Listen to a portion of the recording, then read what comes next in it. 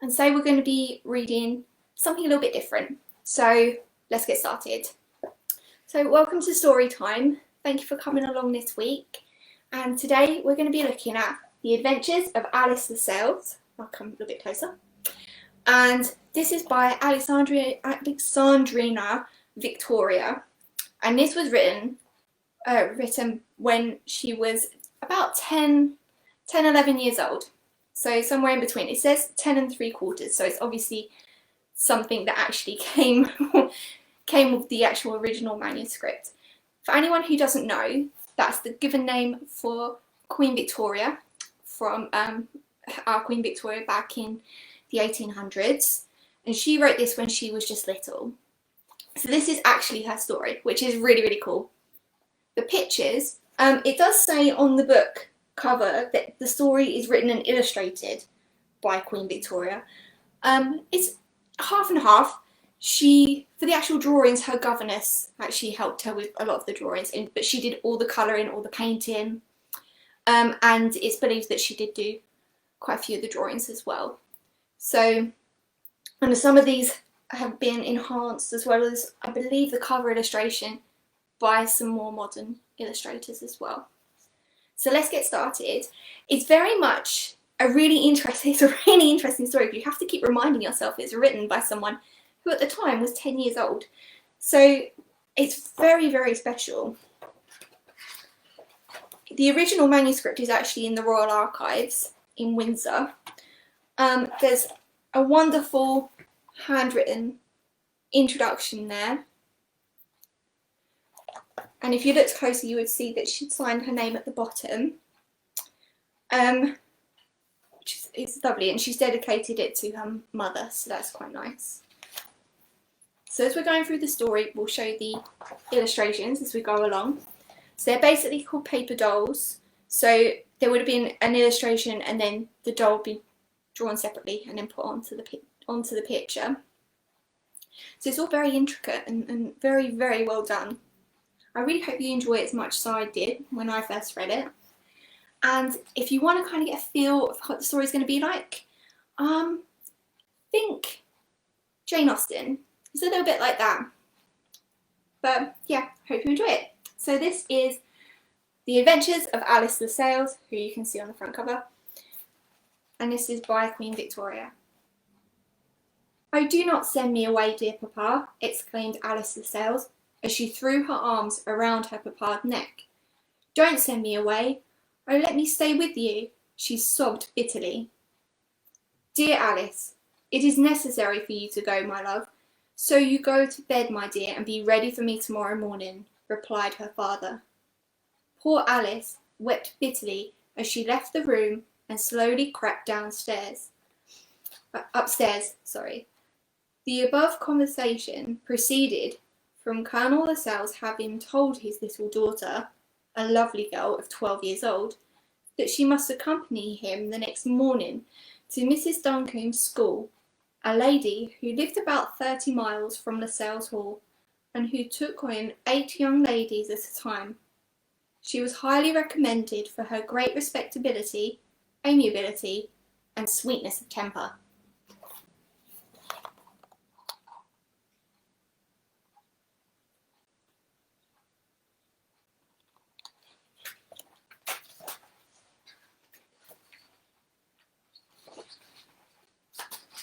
Colonel Laselles had the misfortune to lose his wife about 2 years ago, by whom he had only one child, Alice.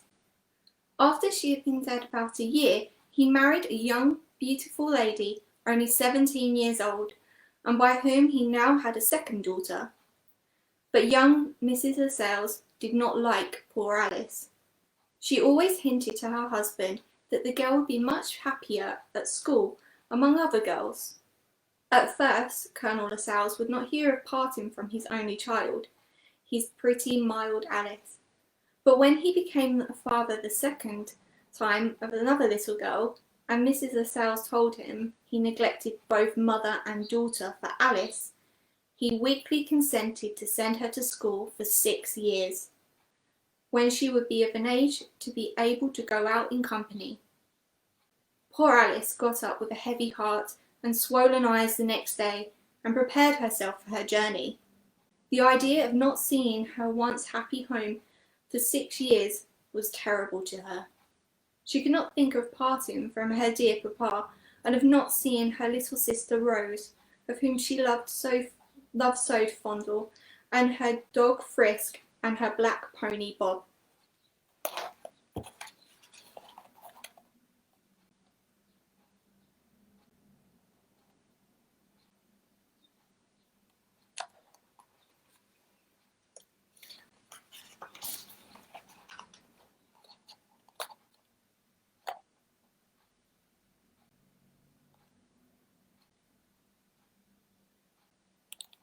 So hopefully you guys got to see the pony there and the dog as well, and this is the character who's coming up soon.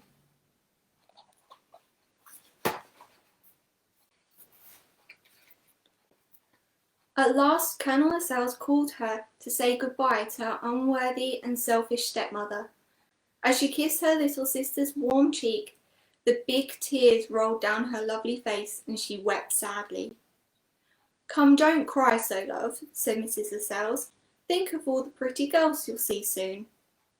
But Alice was not so much of a child not to see that her departure was the work of her stepmother, and she sullenly left the room and followed her papa downstairs, where she took leave, with many tears of poor Frisk. "Pray take care of him," said she to Martha the housekeeper, "and don't forget to give him his bread and milk for breakfast, and his toast and butter for supper."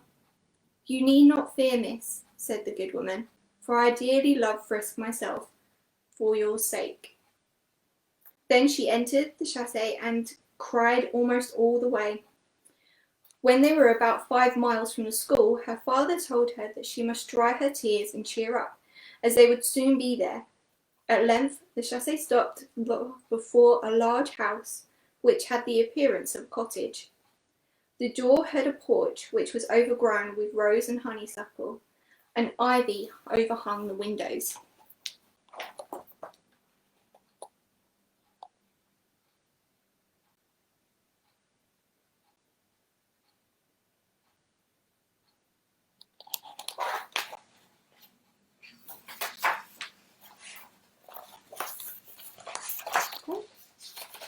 Here's the book.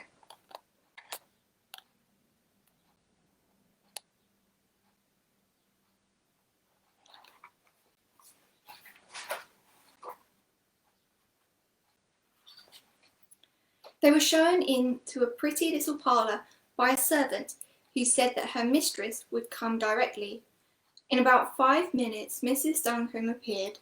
She had a friendly, open countenance, and was between 40 and 50, with firmly marked features.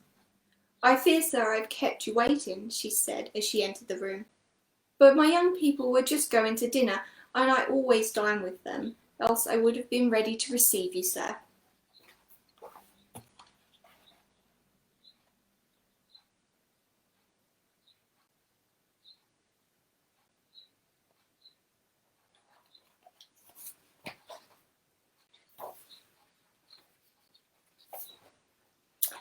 "Pardon me, madam," replied Colonel Lascelles, "we've just arrived.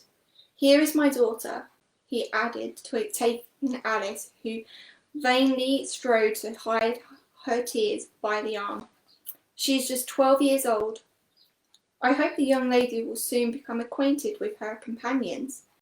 Will you, sir, partake in some refreshment with my young people?" "Certainly, madam. Take off your bonnet, Alice, and come with us." Alice did as her father told her, and taking his hand, followed Mrs. Duggan into a large room where all the girls were at dinner, laughing and talking in high glee. At dinner, Colonel Lascelles explained to Mrs. Duggan that all he wished his daughter to learn, and when the repast was finished, he strained his daughter once more into his bosom and departed.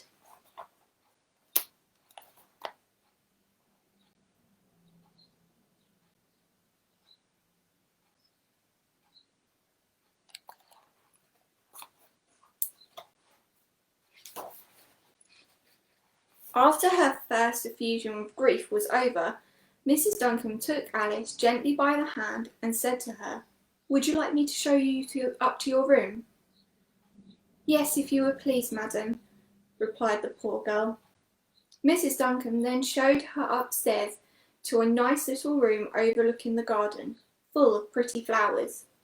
Its furniture consisted of a small bed, a table, 2 chairs, a chest of drawers, a dressing table and bookshelf.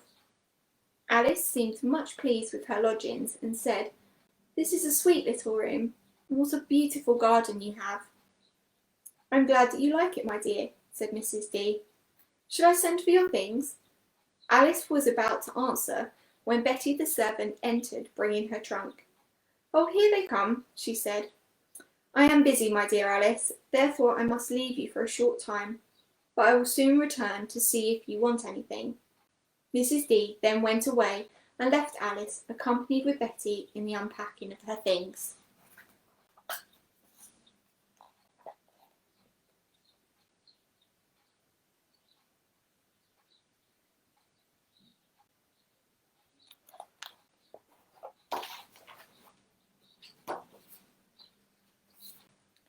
In about a quarter of an hour she returned. "What is this, my love?" said Mrs. D., taking up a small red case. "Oh," said Alice, "it is more valuable to me than all the diamonds and pearls in the world. It contains the greatest treasure I possess." As she said this, she pulled off the red case and unlocked a little wooden box, from which she took a string of hair to which was attached a locket, and a lock of hair inside it. "It is, my dear, my mother's dying gift, but if you should like to hear about it, I will tell you." "I should like to hear about it very much, my dear," said Mrs. D. "About 2 months before my poor mamma died, she cut off a long piece of her beautiful black hair, and as she could plait very well, she made it into this string, and put a lock of her hair into the locket.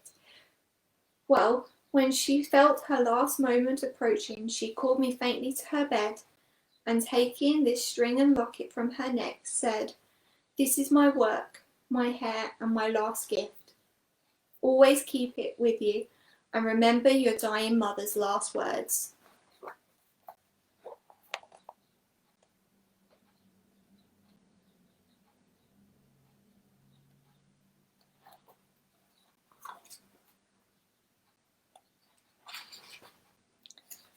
Mrs. Duncan was much touched by this recital, and said, "But you have no picture of this excellent mother?"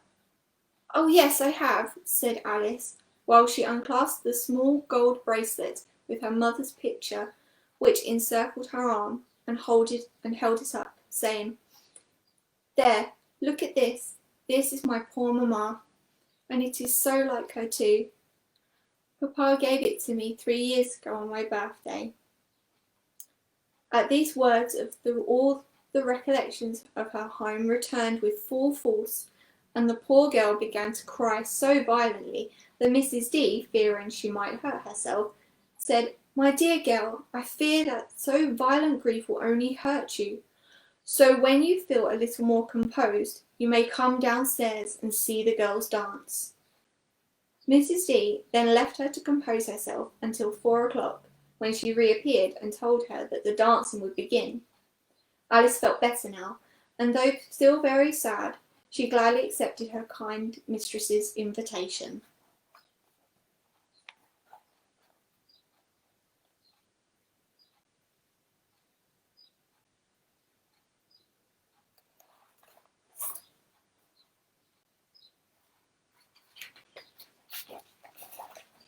This is everybody dancing.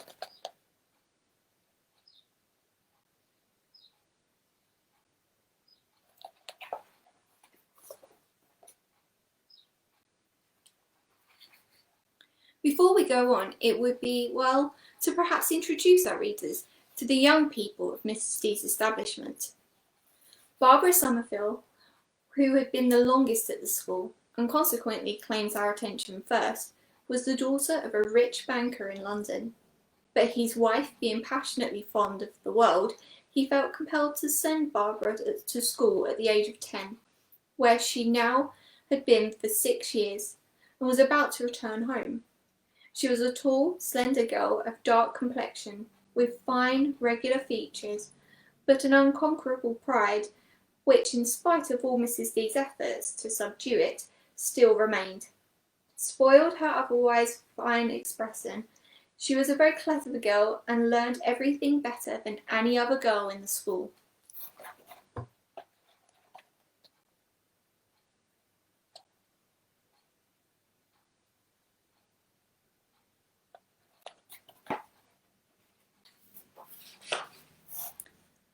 The next who claims our attention was a poor little French orphan named Ernestine Duval, whose parents having died when she was quite young, she was left to the charge of an uncle, who, being rather poor and having many children of his own to provide for, sent her to Mrs. D's school in preference to one of her own in her own country.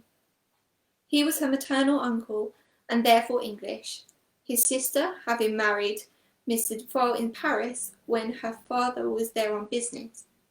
Poor Ernestine had now been 3 years with Mrs. D, and was the most gentle and affectionate child, but her personal deformities rendering her unproposingly to her more fortunate companions. She was very short and broad, her face dreadfully scarred and pocketed by the smallpox, by which malady she had lost one eye.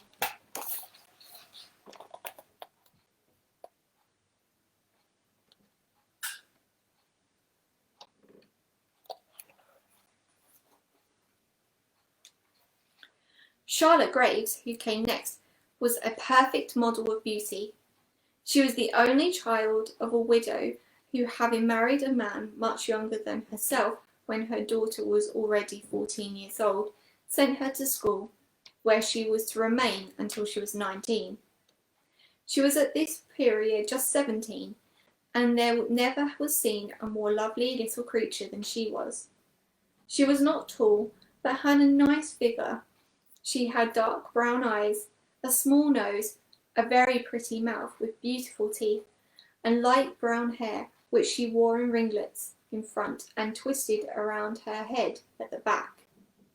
Her complexion was not fair, but very clear with rosy cheeks.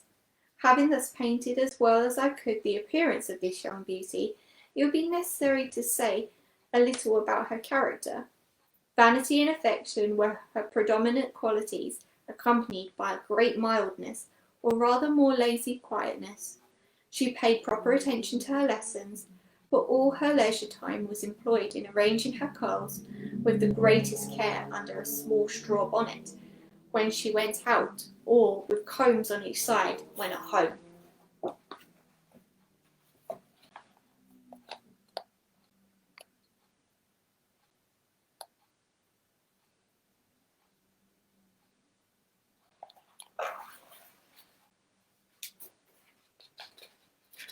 Laura and Adelaide Burton were twins and had arrived about 4 months. They had been sent by their parents, who were gone to India, to remain only for a year.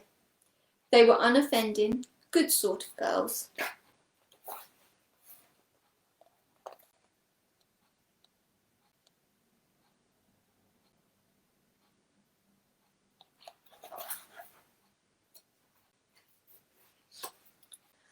Diana O'Reilly had been at the school for a year. She was the most extraordinary girl. Her father, Captain O'Reilly, had married a very young and beautiful Irish lady who died at Diana's birth. She was so distracted at her death that he was so distracted, at her death that leaving his only child with a nurse, he set sail for India, where he remained for 10 years. When he returned, he found Di, as she was generally called, in a state of perfect ignorance. As he entered the cottage of the nurse, he asked where his child was, upon which the woman pointed to a tall girl of a most uncouth appearance. A quantity of black, dishevelled hair was streaming over her back and face. Her dress consisted of a coarse shift, which hung loosely about her, and displayed 2 brawny red arms, and a coarse, jagged blue petticoat, with bare legs and feet. She was kneeling on the ground, scolding at all the little boys and girls. Captain O'Reilly hid his face in his hands and was horrified. He advanced towards her, saying that he was her father, upon which she answered him in a brogue so unintelligible that he almost started. He directly took her away and sent her to school for 8 years. For the first 2 months, poor Di was the most miserable being possible. The shoes and stockings she was obliged to wear pinched and hurt her sadly, and every restraint made her scream. She had temper beyond anything, so violent, even Mrs. D's mildness could not subdue it.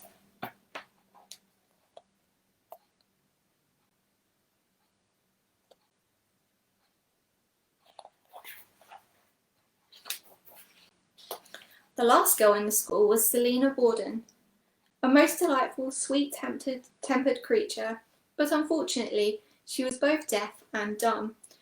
Both her parents were dead, and her rich, unmarried uncle, who disliked children, sent her to school at the age of 8, where she had now been for 2 years.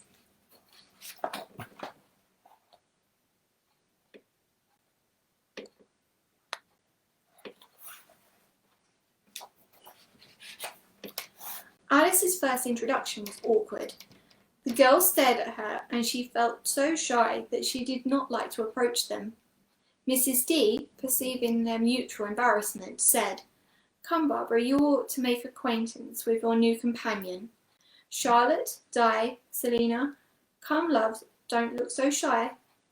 Barbara, with some difficulty, overcame her pride, and going up to little Alice, said in a protecting tone of voice, "Pray, how old are you?" Alice bashfully answered, 12 years old, miss." She then took courage, and struck by Selina's mild, gentle expression, went up to her and said, "How long have you been here?" Selina shook her head and looked very sad. Alice repeated her question, and Selina, then pointing to her lips and her ears, again shook her head. "Pray, ma'am, what is the matter with this girl?" asked Alice of Mrs. D. "She is both deaf and dumb, my love," was the answer, "but Charlotte or Barbara can show you in a few minutes how to speak with her by means of your fingers." "I will show you how," exclaimed Ernestine, and she instantly began talking to her upon her fingers, and Selina smiled and nodded. She went up to Alice and kissed her. Alice then seated herself beside Ernestine, while the others danced, and she showed her how to talk. Selina came towards Alice, and smiling pointed towards her companions, who were dancing, as if to say, "Will you not join them?" But poor Alice was not in a dancing mood. Sadness still overhung her, and the thought of home made the tears trickle down her cheeks.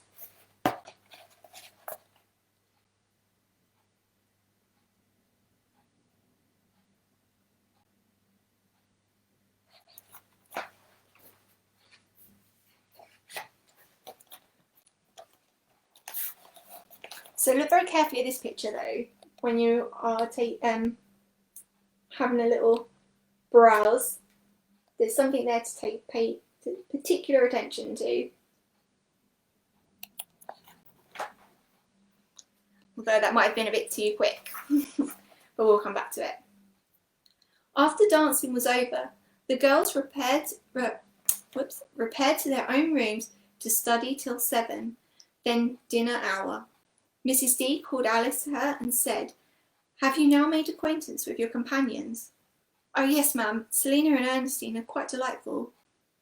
"I am glad, my dear, that you have found friendship with 2 such nice girls as Selina and Ernestine. The former is a pattern of mildness and resignation to a fate which is indeed a very hard one, but would be far more so were her misfortune not so wonderfully compensated by her extreme quickness of perception and cheerful disposition. Ernestine is likewise a dear creature.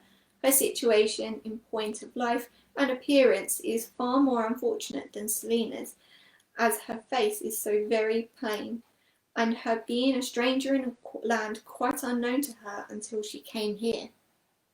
As Mrs. D concluded, Barbara ran up to her and whispered something in her ear, at which Mrs. D seemed much displeased, and gave her a look of stern displeasure.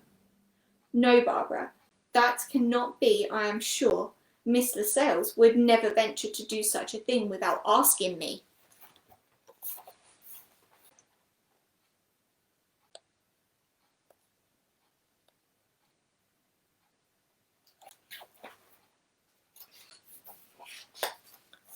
"What, ma'am?" exclaimed Alice. "What about me?"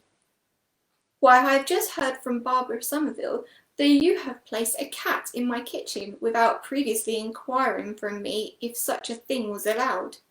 Now I never permit any cat whatsoever to be in the kitchen or the house, and particularly not without permission. I shall therefore beg of you, my dear Alice, to send your cat home to Lascelles Hall." "Indeed, ma'am, I have never even had a cat, for papa does not like them. And as for venturing to bring a cat into your house, I never dreamed of doing such an undutiful thing. Indeed, ma'am, it is not my cat." "Well then, Miss Benson, our teacher, must tell a lie for it, for she who told me that she saw the cat with a piece of red ribbon around its neck, on which was written Alice Lascelles," retorted Barbara. No, I never brought one. Somebody must have done that out of malice, out of pure unkindness to a poor helpless stranger," sobbed out poor Alice. Come, my good girl, I dare say there is some kind of mistake about it. Go up to your room, my dear, and I shall try to sort out this confusion." Alice went upstairs crying, and would have gone on so had she not thought and reasoned with herself. And as she knew she was innocent, what reason had she to fret and cry? The truth always comes out sooner or later.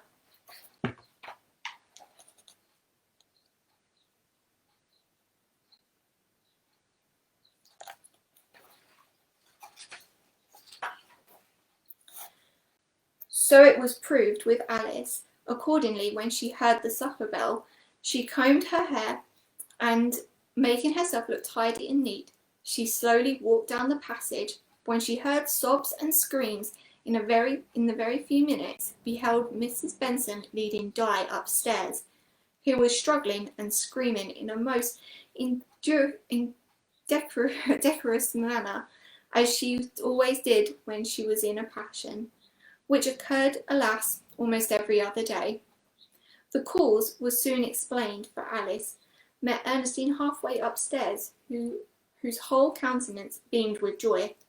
"Dear Alice," she said, "Mrs. D has found out the whole. The mystery is disclosed, and your innocence is proved."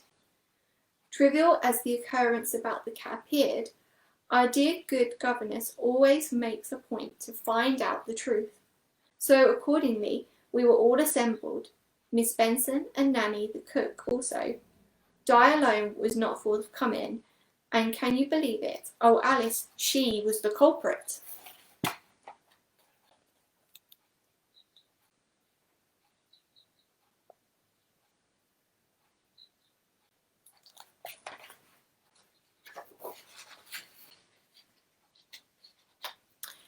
"Really?" said Alice.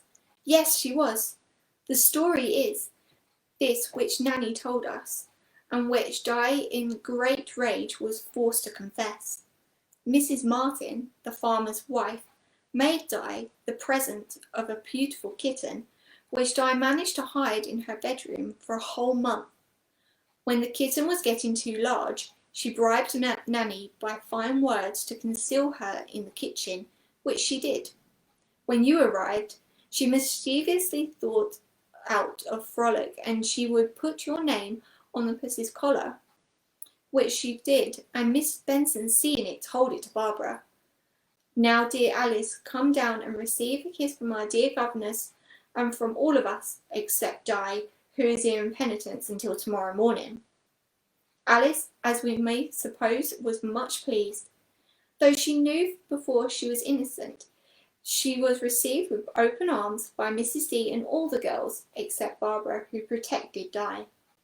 As soon as supper was over, the girls seated themselves around a large oaken table while Mrs. D read aloud some historical book for an hour, and they worked. After that, they amused themselves till bedtime.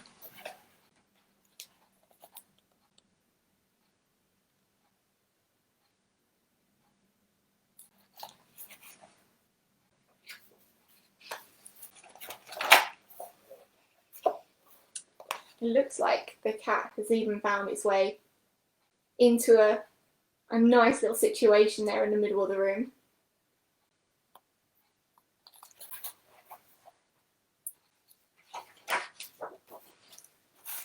Alice the next morning rose with a light heart and attended her lessons so well that in less than 3 months she was one of the best learners of the school.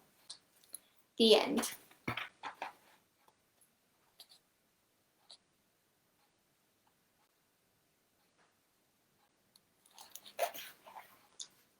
So just a couple of things about the story, because I really hope that you enjoyed that.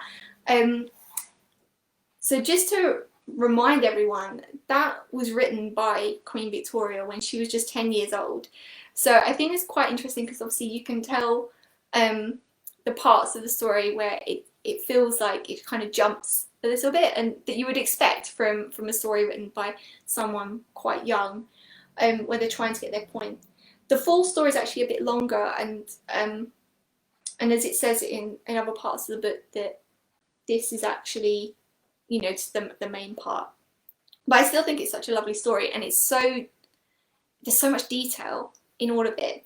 What was quite interesting, I think, is if you heard all the descriptions of the other girls in the school, it was probably quite telling about how Queen Victoria, when she was a young girl, how she perceived people's like traits and their personality and what she thought of as beautiful, or perhaps more like what society thought was beautiful. But what I thought was really, really good, because a lot of people get an impression sometimes of Queen Victoria that she's quite tough, and obviously she'd been through a lot and she was a tough lady, but she also obviously had some compassion, because you could feel it come out of Alice. And when Alice was very compassionate about her companions at the school who weren't necessarily considered to be the most beautiful student, or the one with the best family, or the one that had the best situation in life, but Alice made friends with them and was very accepting, and they were very accepting of her, and I thought that was really important that came out of this story. All the pictures are incredibly detailed. If you were looking closely, you'd see the cat come up a little bit earlier in the story, and then like cat kind of creeps in, which is really good. And I quite like that the cat in the end is sitting with everybody and it's just part of the family. What I think is really nice about the back, and I'm not too sure if you guys can tell, but the sunlight is on it, but the cover is actually this beautiful kind of cotton material. And the book is actually it's a hardcover, and it's just so pretty. There's a part in the back where it just says, "An enchanting children's story written by a real princess." How cool is that? That's so cool. And I'll show you some pictures because I don't want to spoil things for you all. But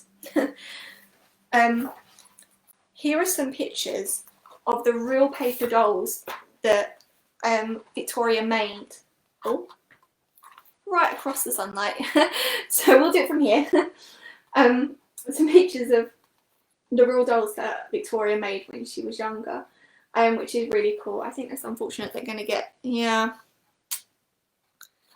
I'm sorry about that. We can't help the sunshine, but it's always nice. It's not been sunshine for a long time. The pictures there's actually a lot of them, and they do go quite far back. But I think anyone who's a fan of that kind of period of storytelling would probably get that there is that element of Jane Austen in it, which is quite nice because it kind of feels more like it's a sign of the times rather than the sign of an influence. So I really hope that you enjoyed that. I will actually though just show you this. So this is actually a portrait of Victoria at the time she would have, the age she would have been when the story was written. So I'll just hold that up. Hopefully you guys can see that despite the sunshine. There we go. It's a lovely picture actually. And I'll leave you with this because I feel like it's quite telling. So this is actually a foreword to the story, and it's by Jacqueline Wilson, who is an amazing author in her own right. When I was a little girl, I loved playing with paper dolls. My mother bought them and bought me paper doll cutout books from toy shops, but these dolls were all too babyish to be inspiring. I preferred cutting out pictures of older girls and ladies in fashion pattern books. I'd give them all names and distinct personalities and play many elaborate imaginative games with them. I didn't have any male figures, so I couldn't divide my paper dolls up into families with fathers and brothers. My games were all set in boarding schools and orphanages for girls. Perhaps that's why I chose to write about Tracy Beaker when I grew up. My favourite of all my fictional heroines is Victorian Hetty Feather, who lives in a foundlings hospital. I've always loved the Victorian age, so it was a treat writing about her. I was delighted and astonished to discover that the most famous of all Victorians, Queen Victoria herself, also loved paper dolls when she was a child. Her governess drew them for her, but the young Victoria coloured them in herself. I think you'll agree that she was very talented. Whenever I used my paint box as a child, I went over the lines and the colours bled into each other. I certainly couldn't manage sophisticated shading or attempt tiny patterns. Victoria wasn't just very skilled with her brushwork. She was an eloquent and inventive writer too. She wrote this delightful story when she was just 10. Alice's stepmother doesn't like her and persuades her father to send her to boarding school. There's no mention of holidays. Alice is to stay away for 6 whole years. This is a sad storyline after my own heart. Victoria introduces us to each girl at the boarding school. They're a very interesting and varied bunch. I felt very sorry for little orphaned Ernestine and her unfortunate appearance. But my favourite of all the girls is the naughty Diana, whose violent temper makes her behave in a most indecorous manner. There's an interesting plot about a kitten and the tale ends happily, if a little hurriedly. Victoria was obviously keen to get to the end of her story. I know the feeling. If Victoria hadn't been destined to be queen, I think she might have made a remarkable novelist. I hope you enjoy her book, Jacqueline Wilson. And I agree. I think that Victoria was a very talented writer. She obviously really enjoyed doing it. Her diaries are incredible, so if you ever want to look into it a bit more, there are some amazing things out there. But for The Adventures of Alice Laselles, I highly recommend making sure that you get a copy for your library if you have a home library, or definitely borrow it from one of the libraries in your local area. It's totally delightful. The details in the pictures are amazing. And I really hope you enjoyed it as much as I did sharing it with you guys. So thank you very much for listening. I look forward to next time to celebrate World Book Day with our very special book. And thank you for taking the time to spend the afternoon with me and Pooh Bear. So we'll see you soon. Stay safe. Bye. Say bye, Pooh. Bye.